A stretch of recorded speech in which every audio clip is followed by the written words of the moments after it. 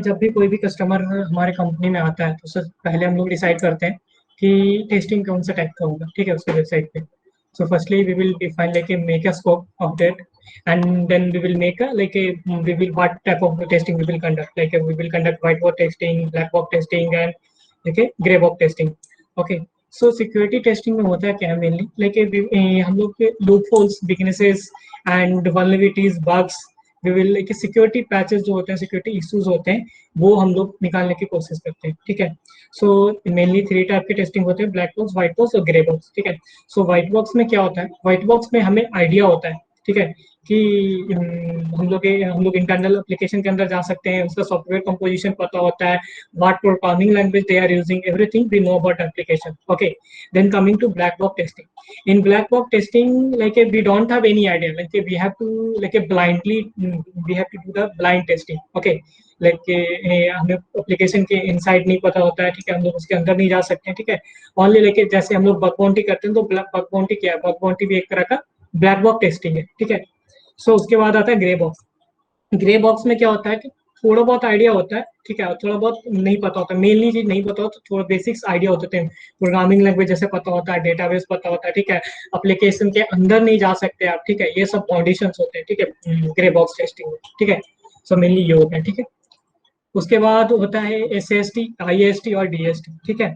सो एसएएसटी होता है security assessment, लेके सिक्योरिटी टेस्टिंग, ठीक है।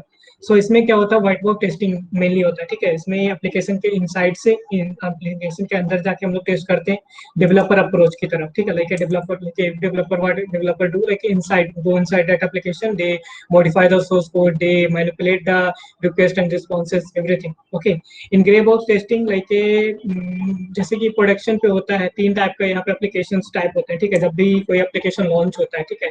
सो एक होता है स्टेजिंग, एक होता है प्री प्रोडक्शन और एक होता है प्रोडक्शन, ठीक है। स्टेजिंग वो होता है जहाँ पे एप्लीकेशन बनता है और वहाँ वहाँ पे टेस्टिंग होती है, ठीक है। और प्री प्रोडक्शन वो होता है प्रोडक्शन से जाने से पहले उसका टेस्टिंग होता है, क्वालिटी वगैरह का सब कुछ का, कि हाँ ये यूजर एंड पे जाएगा तो ये हैंडल कर पाएगा कि नहीं, हर एक चीज, ठीक है। वो होता है प्री प्रोडक्शन। उसके बाद प्रोडक्शन होता है जो कि हम लोग यूज करते हैं, ठीक है। जैसे फेसबुक हो गया तो फेसबुक प्रोडक्शन पे, ठीक है, फेसबुक वाले वेबसाइट पे में जो इंटरनल पेनिट्रेशन टेस्टिंग होता है वो कभी भी एक्सटर्नल वेबसाइट पे नहीं होगा, ठीक है, प्रोडक्शन पे नहीं होगा, वो हमेशा स्टेजिंग एरिया पे होता है, ठीक है। सो ठीक है, ये हो गया। फिर ओके, डीएसटी होता है, डीएसटी में हमें कुछ नहीं पता होता है, ठीक है, डायनेमिक एनालिसिस सिक्योरिटी टेस्टिंग होता है, ठीक है। उसमें hacker approach like black hat hacking approach हमें अपनाना पड़ता है, ठीक है।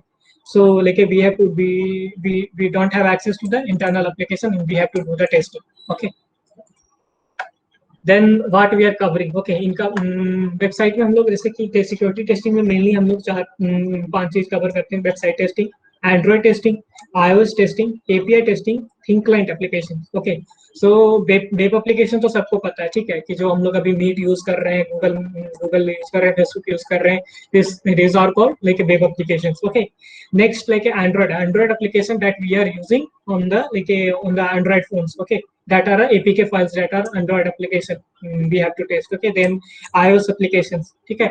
उसके बाद iOS applications होते हैं जो कि iOS डिवाइसेस पे चलते हैं, जो कि स्विफ्ट लैंग्वेज वगैरह, जावा वगैरह इस सब पे बनते हैं, ठीक है, वो।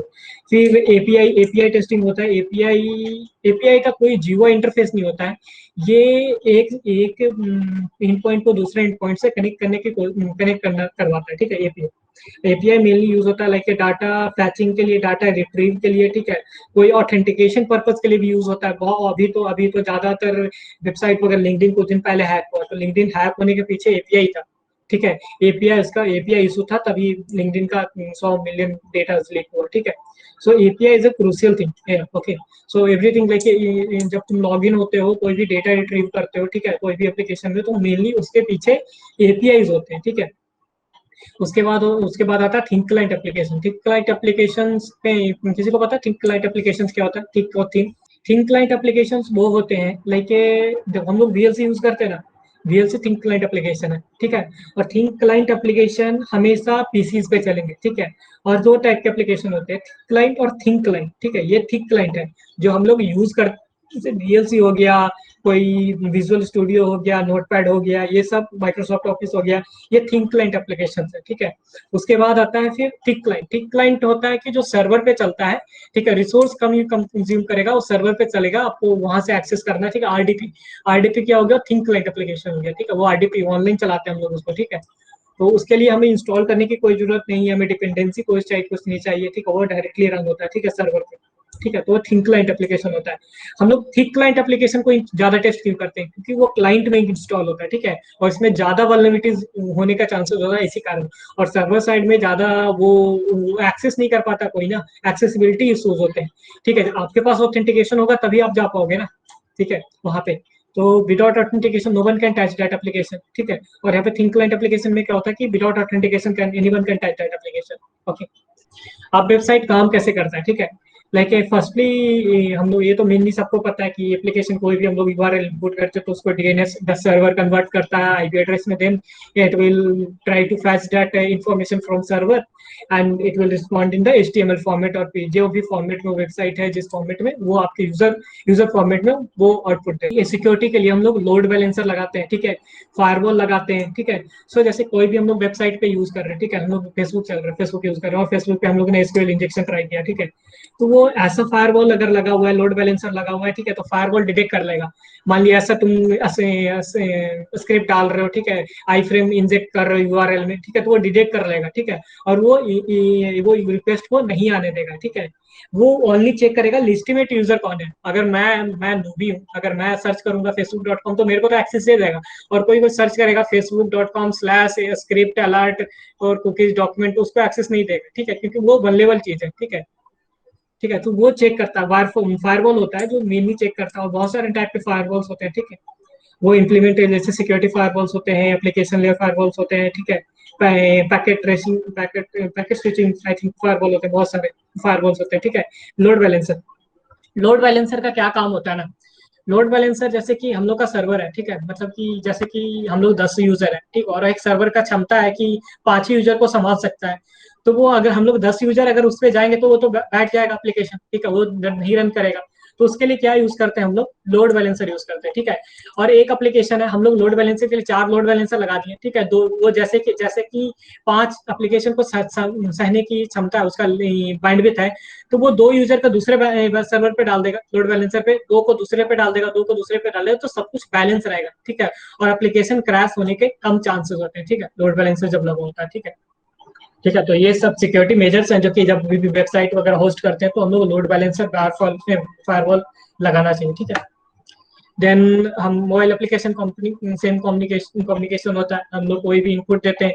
मेनली फोन में क्या होता है ना, एपीआई ज्यादातर यूज होता है, ठीक है। फोन में यूआई, देखो पहले भी कोई भी कंपनी में वेबसाइट पहले बनती है, ठीक है, उसके बाद मोबाइल एप्लीकेशन बनता है, ठीक है। तो वो लोग क्या सोचते हैं ना कि सेम डेटाबेस हम लोग मोबाइल एप्लीकेशन में यूज कर ले, ठीक है। तो वो लोग एपीआई कॉल करवाते हैं कोई भी एप्लीकेशन, ठीक है। कभी भी इंटरसेप्ट करोगे ना फोन का ट्रैफिक को, बॉक्सुट के थ्रू या फिर किसी के थ्रू, जेनीमोशन के थ्रू, तो तुम देखोगे मेनली ज्यादातर 60 to 80% एपीआई कॉल्स होते हैं, ठीक है। कुछ दिन पहले ही मेरे को एक बग मिला था एपीआई कॉल के थ्रू। वो केवाईसी प्रोसेस था किसी एप्लीकेशन में, और I am able to access from anywhere the KYC process, and the KYC process is the crucial thing in like to do to know your customer, okay, to verify their customer. They are validating without any authentication, without any authorization, ठीक है। So we have to secure first that communication, okay. Then हम लोग testing cycle कैसे काम होता है, ठीक है, जैसे पहले भी हम लोग पहले एप्लीकेशन आ गया क्लाइंट का, ठीक है। उसके बाद डिफाइन होता है ब्लैक बॉक्स व्हाइट बॉक्स, क्या टेस्टिंग करवाना है आपको, ठीक है। उसके बाद हम लोग एप्लीकेशन पे रिकॉन करते हैं, ठीक है, रिकॉन करते हैं। रिकॉन में हम लोग इन्फॉर्मेशन गैदरिंग करते हैं, ठीक है। उसमें हम लोग रिकॉन करने के बाद जब रिकॉन डॉक्यूमेंट तैयार हो जाता है उसके बाद हम लोग रिकॉन के हिसाब से हम लोग चेक करते हैं कि इस पे कौन कौन सा टेस्ट कैटेगरी हो सकता है, ठीक है। मान लिए कोई वेबसाइट है, उसमें लॉगिन फंक्शनलिटी है ही नहीं, ठीक है, ओटीपी फंक्शनलिटी है ही नहीं, तो ब्रोकन ऑथेंटिकेशन चेक करने से कोई फायदा है नहीं, ठीक है। मान लिया कोई यूजर डेटा है ही नहीं वहाँ पे, तो एसक्यूएल इंजेक्शन ट्राई करने से कोई फायदा है नहीं, ठीक है। अब मान लिया कोई ई कॉमर्स का वेबसाइट है, ठीक है, उसमें पेमेंट गेटवे, तो बिजनेस लॉजिक हमें चेक करना पड़ेगा, एक्सेसेस चेक करने पड़ेगा, ठीक है, पेमेंट गेटवे चेक करना पड़ेगा, ठीक है, input valid sanitization, input valid accesses check करना पड़ेगा, ये सब सारे चेक करने पड़ेगा, ठीक है। उसके बाद जब हम लोग डिफाइन कर लेते हैं कि हाँ इस पे क्या क्या डिफाइन, मतलब कि सिक्योरिटी कौन कौन से कैटेगरी असाइन होते हैं, तो उसके हिसाब से हम लोग फिर उसको करते हैं, ठीक है, टेस्ट केस का लाइब्रेरी बनाते हैं, ठीक है। और हम लोग रिकॉनेसेंस में करते हैं क्या क्या, ठीक है। रिकॉन में हम लोग मेनली हेडर इन्फॉर्मेशन चेक करते हैं, एसएसएल इन्फॉर्मेशन चेक करते हैं, हु इज रिकॉर्ड चेक करते हैं, क्रॉलिंग करते हैं, जितने भी यूआरएल होते हैं, इन पॉइंट होते हैं, सारे उसके निकालते हैं, एरो यूआरएल इन पॉइंट जेएस जावास्क्रिप्ट फाइल्स वगैरह सब कुछ निकालते हैं, ठीक है। उसके बाद डीएनएस इन्यूमरेशन करते हैं, हम लोग उसके सर्वर के बारे में जानते हैं, कोई डीएनएस जोन ट्रांसफर वगैरह तो नहीं हो रहा है, एचटीटीपीएस यूज कर रहा है या नहीं कर रहा है, ठीक है। उसके बाद सब डोमेन इन्यूमरेशन करते हैं, सारे सब डोमेन निकालते हैं, सब डोमेन फोर्सफुली करते हैं, ठीक है, जो कि पब्लिकली एक्सेसिबल नहीं है, ठीक है। फिर ट्रेस राउट करते हैं, ठीक है, डायरेक्टरी सर्च करते हैं, कोई इन पॉइंट है जहाँ पे इंडेक्सिंग हो रहा है वेबसाइट का नहीं। फिर पोर्ट स्कैनिंग करते हैं, कोई पोर्ट खुला हुआ है नहीं, ठीक है। फिर सॉफ्टवेयर चेक करते हैं, कौन कौन सा वर्डप्रेस यूज कर रहा है, कोई कंटेंट कंटेंट मैनेजर यूज कर रहा है, ठीक है, वो सब चेक करते हैं। फिर फायरवॉल यूज करते हैं, ठीक है, फायरवॉल चेक करते हैं। फिर टेक्नोलॉजी चेक करते हैं, वेबलाइजर के थ्रू के कौन कौन सा टेक्नोलॉजी अपाचे यूज कर रहा है, जावा यूज कर रहा है, ठीक है। उसके बाद सेशन मैनेजमेंट चेक करते हैं कि एप्लीकेशन ऑथेंटिकेशन कैसे कर रहा है, ठीक है, कुकीज के थ्रू कर रहा है, जेडब्ल्यूटीटी कर रहा है, सेशन मैनेजमेंट मतलब कि सेशन क्लाइंट साइड में सिक्योर हो रहा है कि सर्वर साइड में हो रहा है, ठीक है। फिर ऑथेंटिकेशन चेक करते हैं हम लोग, ठीक है। तो ये सारे स्टेप्स होते हैं रिकॉन्स में, ठीक है। ठीक है, व्हाट वी आर कवरिंग, ठीक है, वेब वेब और एपीआई, ठीक है, में हम लोग क्या क्या कवर कर रहे हैं, ठीक है। सो हम लोग एन्यूमरेशन करते हैं, ठीक है, एन्यूमरेशन में हम लोग इन्फॉर्मेशन गैदरिंग करते हैं, ठीक है, रेट लिमिटिंग टेस्ट करते हैं, ठीक है। Then we are doing authentication test, OTP, multi factor authentication, two factor authentication, ठीक है। फिर एक्सेस कंट्रोल हम लोग चेक करते हैं, प्रिविलेज एस्केलेशन, आईडोर, ठीक है। सेशन मैनेजमेंट हम लोग टेस्ट करते हैं। फिर इनपुट वैल्यूड सैनिटाइजेशन करते हैं, ठीक है, फाइल अपलोड करते हैं, ठीक है। कोई भी अभी कुछ दिन पहले मेरे को एक बग मिला था, I am able to access RC into a client application, ठीक है। मैंने एक पीएचपी एक फाइल अपलोड किया, I am able to get shell, ठीक है, मैंने एक वेबसाइट होस्ट किया उसके सर्वर पे, ठीक है, उसके वेबसाइट को रहते हुए, ठीक है। So I have done the privilege installation dot the uploading the PHP file. Okay, I get root privilege to that server. Okay, then we are doing the sensitive data exposure, ठीक है, code review, ठीक है। If we are doing like code review कर रहे हैं, code review में मेरे को एपीआई कुछ मिल गया, कोई ऑथेंटिकेशन टोकन मिल गया, तो we will check that also. Okay, और क्या क्या करते करते हैं हम लोग, सिक्योरिटी मिसकॉन्फ़िगरेशन चेक करते हैं, ठीक है, कोई भी लेके, फिर कोड क्वालिटी चेक करते हैं, ठीक है, हार्ड कोडेड पासवर्ड वगैरह, इनसिक्योर एरर हैंडलिंग, कुछ भी हम लोगों ने यूआरएल में डाला, ठीक है, अननोन सोर्स डाला, तो कुछ एरर को हैंडल कर पाता है नहीं, या फिर कोई सेंसिटिव डेटा वो एक्सपोज कर रहा है, ठीक है। फिर बिजनेस लॉजिक चेक करते हैं हम लोग, ठीक है। फिर सीएसआरएफ चेक करते हैं, इंजेक्शन चेक करते हैं, सिक्योरिटी मिसकॉन्फ़िगरेशन चेक करते हैं, ठीक है। और इसका अगर डीप में कुछ पढ़ना है, सो आई विल, कोई नेक्स्ट सेशन में फिर हम लोग डीप पे जानेंगे इस पे, ठीक है। ओके, फिर एंड्रॉयड और आईओएस में क्या क्या टेस्टिंग करते हैं हम लोग, क्रिप्टोग्राफी करते हैं, ठीक है। एंड्रॉयड और आईओएस में टेस्टिंग में पहले हम लोग को स्टैटिक और डायनेमिक दो पार्ट में होता है, ठीक है। स्टैटिक और डायनेमिक टेस्टिंग क्या, किसी को आइडिया है स्टैटिक टेस्टिंग क्या होता है, डायनेमिक टेस्टिंग क्या होता है? Without interacting that application, that is called static testing. With interacting that application, that is dynamic testing. Okay, so without एक से विदाउट विदाउट इंटरेक्टिंग मतलब कैसे विदाउट करोगे? इंटरेक्टिंग मतलब कि एप्लीकेशन बिना चलाए हुए, ठीक है। बिना चलाए कैसे टेस्टिंग होगी? वही तो। हाँ, तो बिना चलाए तो भी टेस्टिंग हो सकता है। मेरे पास एपीके फाइल है, ठीक है, एपीके फाइल बिना चलाए, मैं बिना ऐप चलाए भी टेस्टिंग कर सकता हूँ ना, ऐसे कैटेगरीज होते हैं ना उसमें, रिवर्स अच्छा, इंजीनियरिंग कर सकता हूँ। हाँ, डी उसका रिवर्स बस इंजीन कोड करते हो? एनालिसिस, थोड़ा बहुत कोड एनालिसिस हाँ, करना है एक तरह कोड मेनली कोड एनालिसिस ही होता है स्टैटिक में, ठीक है। डाटा स्टोरेज चेक कर सकता हूँ, एप्लीकेशन लॉग चेक कर सकता हूँ, ठीक है, कंपोनेंट एक्सप्लॉइटेशन चेक कर सकता हूँ, वेब व्यू एक्सप्लॉइटेशन चेक कर सकता हूँ, मैनिफेस्ट फाइल चेक कर सकता हूँ, ठीक है। का। या फिर तुम्हारे साइट का ही मान लो एग्जांपल ले लिया, तो जैसे हम शोडाउन वगैरह पे जाकर देख लिया कि कौन कौन से हाँ सर्वर। हाँ, इन्यूमरेशन पार्ट होता है ना, वो स्टैटिक पार्ट हो गया, और क्या, इनसिक्योर एरर हैंडलिंग हो गया, वो क्या हो गया।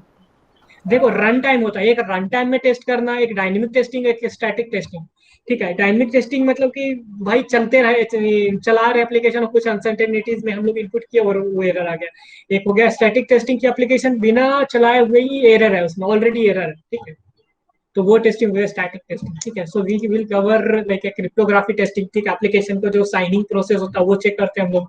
फिर कोई डाटा स्टोरेज कोई कर रहा है कहीं पे, तो वो चेक करते हैं हम लोग, ठीक है। एप्लीकेशन लॉक चेक करते हैं, जैसे कोई भी यूजर आईडी फील्ड में हम लोग पासवर्ड वगैरह डालते हैं, तो वो लॉक फाइल में लॉक कर देता है, ठीक है। कुछ दिन पहले ये मेरे को बग मिला, एप्लीकेशन यूजर आईडी और पासवर्ड लॉक कर रहा था लॉक फाइल में, ठीक है, लॉक फाइल सेव हो जाता है। वो कोई भी अगर रूट रूट प्रिविलेज रहेगा तो कोई भी एक्सेस करता है अपना लॉक फाइल को और एक्सेस कर लेगा तुम्हारा अकाउंट, ठीक है। फिर कंपोनेंट एक्सप्लॉइटेशन क्या होता है ना, एंड्रॉयड में मेनली चार चार चीज होते हैं एंड्रॉइड को चलने के लिए, ठीक है। First one is activity, second one is broadcast, third one is broadcast activity, broadcast, content provider and service provider, ठीक है। तीन चार चीज होते हैं, चार चीज होते हैं मेनली एंड्रॉइड में, ठीक है। एक्टिविटी क्या होता है, the UI user interface that you are using, ठीक है, जो स्क्रॉल करते हो आप लोग, लाइक करते हो, ये एक्टिविटीज है सारे, ठीक है। फिर एक्टिविटीज हो गई। फिर सर्विस क्या होता है, सर्विस वो होता है कि जो एप्लीकेशन को चलने में हेल्प करता है, ठीक है, लाइक वाईफाई, ब्लूटूथ, कोई सेंसर, ठीक है, वो सारे हो गए सर्विसेज, ठीक है। उसके बाद हो गया ब्रॉडकास्ट, जो एप्लीकेशन को कम्युनिकेशन करवाता है, ठीक है, सर्वर टू क्लाइंट, वो हो गया ब्रॉडकास्ट रिसीवर, ठीक है। फिर content provider is nothing but A database, ठीक है, जो एप्लीकेशन को तुम लोग डेटाबेस, जैसे कोई भी एप्लीकेशन जब इंस्टॉल होता है, कभी भी कोई भी एप्लीकेशन जब हम लोग मोबाइल में एप्लीकेशन इंस्टॉल करते हैं, तो वो लोकल स्टोरेज में कुछ डेटा स्टोर करके रख देता है, ठीक है, शेयर्ड प्रेफरेंसेस में कुछ स्टोर करके रख दिया, कोई डेटाबेस फोल्डर में रख दिया, ठीक है, वेब व्यू वाले फोल्डर में रख दिया, तो वो सब चेक करते हैं वहां पे जाके, ठीक है। फिर रिवर्स इंजीनियरिंग करते हैं एपीके टूल के थ्रू, ठीक है। रिवर्स इंजीनियरिंग में हम लोग सोर्स कोड चेक करते हैं, ठीक है, उसका रिकम्पाइलेशन प्रोसेस देखते हैं, कोई मेरे को कोई सेंसिटिव डाटा उसका सोर्स कोड तो मेरे को नहीं दिख रहा है प्लेन टेक्स्ट में, वो सब चेक करते हैं। फिर मैनिफेस्ट फाइल, जैसे वेबसाइट में robot.txt फाइल होता है ना, उसी तरह एंड्रॉइड में मैनिफेस्ट फाइल होता है, ठीक है। मैनिफेस्ट फाइल में क्या होता है ना, कॉन्फ़िगरेशनल सब कुछ होते हैं, लिखे हुए होते हैं, ठीक है, कौन सा एपीआई यूज होगा, कौन सा कंटेंट प्रोवाइडर यूज होगा, कौन सा एक्टिविटी यूज होगा। देखो मैं दिखाता हूँ, देखो ये मैनिफेस्ट फाइल होता है, ठीक है, यहाँ पे सब कुछ इनपुट होते हैं, ये तो छोटा सा मैनिफेस्ट फाइल है, यहीं पे सब कुछ देखो, बैकअप इक्वल टू ट्रू है, ठीक है, तो कोई भी एप्लीकेशन इस बैक एप्लीकेशन को बैकअप कर सकते हैं, ठीक है। फिर देखो ये एक्टिविटीज वगैरह होते हैं, देखो ये सारे एक्टिविटीज है, ठीक है, ये एक्टिविटीज है, ये लॉगिन, ये एक्टिविटी से ये एक्टिविटी को इन्वोक करेगा ना, तो लॉगिन पेज खुल जाएगा, ठीक है। यहाँ से ये कोई एक्टिविटी इन्वोक करेगा ना, तो ये हार्ड कोडेड एक्टिविटी खुल जाएगा, कोई भी, ये सारे एक्टिविटीज बने हुए, ठीक है। फिर उसी तरह सर्विसेज होते हैं, ठीक है। फिर क्या बोलते हैं, कंटेंट प्रोवाइडर होते हैं, ठीक है, उसी तरह सब कुछ बना होता है, ठीक है। ये देखो एक्टिविटी डिफाइन किया हुआ है, ठीक है। ये फिर टेक्स्ट फाइल्स होते हैं जहाँ पे कि सोर्स कोड वगैरह तुम रखते हो एप्लीकेशन का, ठीक है। और ये है पैकेज, एप्लीकेशन का पैकेज में, ये देखो सोर्स कोड, ये सारे देखो सोर्स कोड लिख के नहीं आता, ये देखो सोर्स कोड मेरे को देख पा रहा हूँ ना, यहाँ पे देखो प्लेन टेक्स्ट में सब कुछ लिखा हुआ है, ठीक है। Access granted, success not granted, ठीक है, कहाँ से क्या चीज उठा रहा है, ठीक है, स्टोरेज एक्सेस कर रहा है या नहीं है कर रहा है, इनपुट वैलिडेशन वगैरह का, ये वर्नेबल एप्लीकेशन का ये सोर्स कोड है, ठीक है, डीवा एप्लीकेशन नाम है इसका, ठीक है। देखो ये एपीआई कॉल करता है तो कुछ वहां से कहाँ से कर रहा है, ये कहाँ से फंक्शन क्या चीज कॉल कर रहा है, तो सब कुछ देखते हैं, ठीक है। ये सोर्स कोड देखो, तो ये एप्लीकेशन अवेलेबल है, ठीक है, मैं इसका सोर्स कोड को मैं देख पा रहा हूँ, ठीक है, प्लेन टेक्स्ट फॉर्मेट में। उसके बाद थिंक क्लाइंट एप्लीकेशन होते हैं, ठीक है। तो थिंक क्लाइंट में मेनली थिंक क्लाइंट एप्लीकेशन जो डॉट नेट पे होते हैं, जावा पे होते हैं, सी प्लस प्लस पे होते हैं, ठीक है। सो सबसे पहले इन्फॉर्मेशन गैदरिंग करते हैं थिंक क्लाइंट एप्लीकेशन का, ठीक है, उसका आर्किटेक्चर क्या है, वो लैंग्वेज क्या यूज कर रहा है, फ्रेमवर्क क्या यूज कर रहा है, ठीक है, उसका कम्युनिकेशन कैसे है सर्वर पे बाय यूज करके, ठीक है। तो पहले इन्फॉर्मेशन गैदरिंग करते हैं, फिर क्लाइंट साइड में चेक करते हैं कोई फाइल तो नहीं इन्वोक कर रहा है, रख रहा है सर्वर क्लाइंट साइड में। फिर डीएलएल हाईजैकिंग करते हैं, ठीक है। फिर बाइनरी एनालिसिस करते हैं, ठीक है, ये सब टेस्टिंग करते हैं थिंक क्लाइंट एप्लीकेशन का, ठीक है। अभी मैं थिंक क्लाइंट मैंने स्टडी किया, अभी मैंने टेस्ट नहीं किया कोई भी, ठीक है, ठीक। और फिर सर्वर साइड में सर्वर वल्नरेबिलिटीज होते हैं, जो भी कॉर्ड्स, ये सारे जो भी वल्नरेबिलिटी, ऐसे सारे, ठीक है, एसक्यूएल एलडैप ये सब इंजेक्शन वगैरह ट्राई करते हैं, ठीक है, मेनली यही है, ठीक है। अब मैं बोल रहा था कि डेवसेकऑप्स और डेवऑप्स क्या होता है, ठीक है। सो डेवऑप्स में क्या होता है ना, देखो कोई भी, अब पहले क्या होता था ना, पहले के जमाने में तो 10 साल 5 साल पहले क्या होता था ना, तुम डेवलपर हो, ठीक है, तुमने कोड बनाया, ठीक है, कोड बना के तुम लोग डायरेक्ट सर्वर पे डाल देते थे, ठीक है, उसको टेस्ट किया, कुछ किया, फिर सर्वर पे डाल देते थे, ठीक है, उसका टेस्टिंग नहीं होता था। टेस्टिंग कब होता था, जब वेबसाइट रिलीज होता था, तब हमारे पास आता था, तब टेस्ट होता था, ठीक है। अभी भी वैसे ही हो रहा है, अभी भी हम लोग वही करते हैं, ठीक है। मैं भी जो टेस्ट करता हूँ एप्लीकेशन सर्वर पे रहता है, प्रोडक्शन पे वेबसाइट रहता है, और मैं उस पर टेस्टिंग करता हूँ, ठीक है। तो जब भी कोई वल्नरेबिलिटी निकलता है, कोई भी, जैसे कि अभी दुनिया में, मतलब पूरे वर्ल्ड में सबसे पहला जो कंपनी है, सबसे पहला कंपनी है जो डेवऑप्स और डेवसेकऑप्स अडॉप्ट किया, वो नेटफ्लिक्स है, ठीक है। उस लोगों ने क्यों अडॉप्ट किया, उन लोगों को एक वल्नरेबिलिटी आया था, ठीक है। जैसे कि कोई भी एप्लीकेशन हम लोग डेवलप करते हैं तो स्टेजिंग्स होते हैं बहुत सारे, ठीक है, बहुत सारे स्टेज होते हैं। तो डेवऑप्स में क्या होता है ना, पाइपलाइन होता है क्रिएट, ठीक है, पहले बिल्ड होगा, फिर उसके बाद टेस्टिंग होगा, फिर स्टेजिंग पे जाएगा, फिर प्रोडक्शन पे जाएगा, ठीक है। तो इसमें हम लोगों ने ये डेवऑप्स का पाइपलाइन हो गया, उसमें डेवसेकऑप्स डाल देते हैं ना। तो जैसे ही कोई कोड तैयार होता है, ठीक है, और वो स्टेजिंग पे जाता है तो उसी टाइम उसका टेस्टिंग हो जाता है, सिक्योरिटी टेस्टिंग हो जाता है, ठीक है। जब तक सिक्योरिटी टेस्टिंग से ग्रीन सिग्नल नहीं मिलेगा, जब तक वो प्रोडक्शन पे कोड नहीं जाएगा, ठीक है। तो ये फायदा होता है डेवसेकऑप्स का, ठीक है। एक पाइपलाइन क्रिएट करते हैं और वो पाइपलाइन के थ्रू टेस्टिंग करते हैं, ठीक है। और वो जो पाइपलाइन सी आई सी डी जो यूज करते हैं वो जेनिकिंस होता है, ठीक है। जेनिकिंस क्या होता है, पाइपलाइन जेनिकिंस के थ्रू हम लोग कोई भी लोकल, ये जेनिकिंस होता है, जेनिकिंस में कोई भी तुम इम्बेड कर सकते हो पाइपलाइन। कोई भी बंदा गिट यूज कर रहा है, गिट रिपोजिटरी यूज कर रहा है, कमिट करेगा तो उसका सेंसिटिव डेटा एक्सपोजर वगैरह चेक कर सकते हो, सोर्स कोड एनालिसिस करते हो, यहीं से सब कुछ कर सकते हो, ठीक है। तुरंत हो जाएगा ए टू जेड फटाक से सब कुछ। जैसे ही कोई कमिट करेगा, कोई भी रन करेगा कोई कोड, तुरंत तुम टेस्ट कर सकते हो, ठीक है। उसके बाद तुम स्टेजिंग पे डालो, उसके बाद प्रोडक्शन पे डालो, कुछ एरर नहीं आएगा, कोई भी अटैक नहीं कर पाएगा। हाँ, इसमें क्या होता है ना, डेवऑप्स में, डेवसेकऑप्स में जीरो डे वल्नरेबिलिटी होता है ना, वो ज्यादातर पैच होने के चांसेस होते हैं, ठीक है, जिससे हैक होता है बहुत सारे एप्लीकेशन।